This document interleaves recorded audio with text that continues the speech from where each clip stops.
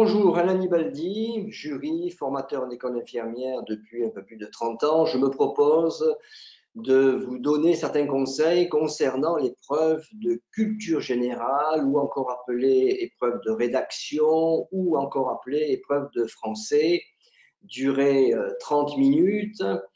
Donc, c'est une épreuve dans le cadre de la FPC, la formation professionnelle continue.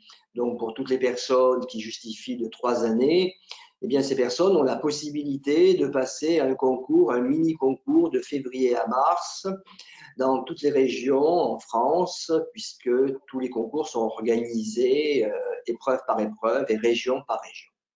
Et donc, ce qui m'intéresse aujourd'hui, c'est justement cette épreuve de 30 minutes. Beaucoup d'éditeurs éditent des ouvrages vous donnant une multitude de thématiques à comprendre, à apprendre. Donc, vous avez les hôpitaux en France, la délinquance, la PMA, la bioéthique, j'en passe et des meilleurs, le cancer, le sida. Donc, si vous répertoriez toutes ces thématiques à partir de tous ces ouvrages, et il y en a une multitude, vous allez plus ou moins répertorier 30, voire 40 thématiques. Des thématiques qui relèvent du social et des thématiques qui relèvent du sanitaire. Bon, il y a un équilibre chaque année avec des sujets divers et multiples. Donc, je vous donne dans le désordre ce qui me passe par la tête, c'est-à-dire des sujets officiels qui sont tombés en 2024. Je pense par exemple au sujet de Paris, et quels sont les moyens de prévention pour prévenir le cancer. Donc là, par là, vous allez citer ces moyens de prévention. Je pense au sujet, peut-on soigner sans prendre soin? Peut-on soigner sans prendre soin? Commenter le proverbe « seul on avance, ensemble on va plus loin ». Commenter ce proverbe, c'est un proverbe africain. Dans la même famille des proverbes, on peut également trouver le sujet, commenter le proverbe chinois « il vaut mieux changer les tuiles du toit quand il fait beau », ce qui correspond au proverbe français « il vaut mieux prévenir que guérir ». Donc, je veux dire par là que soit on vous demande de commenter une phrase, soit un proverbe, soit répondre à une question, ou vous avez un texte de 20 lignes avec 2 questions où on vous demande quelles sont les idées principales du texte, où on vous demande de commenter tel passage du texte, ou de définir un mot, donner un synonyme. Donc, ce que vous devez comprendre, c'est qu'il s'agit de questions directives courtes. Alors, pourquoi courtes? Vous avez 30 minutes. 30 minutes divisé par 2, 15 minutes de questions. En 15 minutes, vous ne pourrez en aucun cas rédiger un texte de plus de 15 lignes en écriture réfléchie. Je dis bien une écriture contrôlée, non pas un mail. Lorsqu'on écrit un mail, on écrit au fil de la plume, au fil du clavier rapidement. Mais lorsque vous dissertez, que vous prétendez répondre à un sujet, évidemment, il y a un temps d'analyse. Donc, compte tenu qu'il y a une épreuve de 30 minutes et dans la plupart des cas, 2 questions, voire 3, voire 4, vous allez répondre en 5-6 lignes. D'où l'idée qu'il s'agit bien de questions directives courtes. Directives au sens où, dans certains cas, si je prends par exemple le concours qui est tombé il y a quelques années, donc à Bagnols-sur-Cèze, c'est ça, Bagnols-sur-Cèze, eh bien, on vous demande quels sont les avantages et les inconvénients des tests ADN. Avantages, inconvénients. Quels sont les avantages de la dépénalisation du cannabis? Donc, soit on vous demande les causes, soit on vous demande les conséquences, soit on vous demande les avantages, soit les inconvénients, soit on vous demande de dégager les idées principales, soit on vous demande de commenter une question, soit de répondre à une question. Bon. L'épreuve a une particularité, vous perdez 0,25 points par faute d'orthographe. En d'autres termes, il faut maîtriser la syntaxe, l'orthographe, la grammaire et la ponctuation. Si vous perdez 0,25 points donc, par faute, ça signifie, au bout de 4 fautes, vous perdez 1 point. C'est noté sur 10. Donc, vous avez compris que si vous faites beaucoup de fautes d'orthographe, vous partez avec un lourd handicap. Pour cela, si vous faites des fautes d'orthographe, je vous invite à vous inscrire sur le site Projet Voltaire. Projet, comme un projet, plus loin Voltaire, comme le philosophe. C'est un site gouvernemental. Vous avez un petit abonnement niveau 3e, 4e qui vous coûte, je crois, 34 € l'année. Donc évidemment, ce site ne m'appartient pas. Je n'ai aucun intérêt à vous orienter sur Projet Voltaire, si ce n'est de vous rendre service. Et d'ailleurs, en tant que formateur en IFSI, on invite souvent les élèves de première année à s'inscrire sur sur Projet Voltaire, pardon, excusez-moi. Donc, ce que je veux dire par là, c'est que vous pouvez évidemment continuer à l'utiliser. Et il faut de toute manière que vous arriviez à régler ce problème d'orthographe si vous faites des fautes. Bien. Voilà le programme. Mais beaucoup, parmi vous, pensent que les sujets sont en rapport avec l'actualité.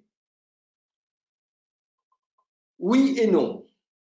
Je dirais que si on prend tous les sujets des 10 dernières années, le sujet number one, celui qui ressort le plus fréquemment, c'est incontestablement Internet, les réseaux sociaux, les NTIC, les nouvelles technologies de l'information et de la communication au sens large.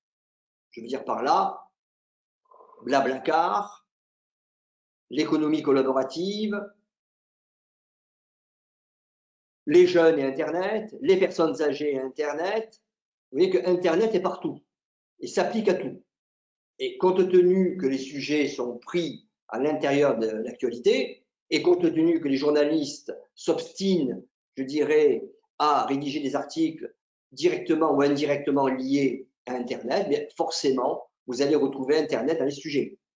Si nous prenons le sujet de Paris, qui concerne cette année, en 2024, le cancer, bien, je suis désolé, le sujet qui est tombé en 2024 à Paris sur le cancer, on aurait pu le donner il y a 20 ans et rigoureusement répondre de la même manière. Donc, ce n'est pas une épreuve de culture générale. C'est une épreuve où il faut évidemment maîtriser l'écriture, la syntaxe, etc. Et c'est une question de bon sens. Vous n'êtes pas là pour déballer des connaissances. Je veux dire par là, ne croyez pas un seul instant qu'il va falloir tout connaître pour mieux répondre. Pas du tout. Si je prends un sujet qui est tombé dans le sud-ouest, c'est la consommation des bonbons par les trentenaires et le problème lié au carie. Ben, je suis désolé, vous pouvez lire tous les ouvrages de préparation au concours infirmier que vous allez trouver sur Internet ou sur les étagères de la FNAC, vous ne trouverez jamais une thématique vous préparant au sujet des caries et de la consommation des bonbons. De même, dans une autre région, il y a un sujet sur l'engouement des personnes à acheter des voitures, des automobiles vintage. Désolé, là encore, vous êtes hors champ par rapport à tous les ouvrages et à tous les chapitres vous permettant de réviser cette épreuve. Donc, le message que je veux vous faire passer, c'est que l'impératif numéro 1, c'est de maîtriser l'écriture, grammaire, orthographe, syntaxe, ponctuation, faire des phrases courtes, directes, précises, concises, avoir évidemment une certaine ouverture sur le monde. Je veux dire par là que si vous tombez sur un sujet technique, alors qu'est-ce que j'appelle les sujets techniques? L'avortement, la PMA, la GPA, la bioéthique.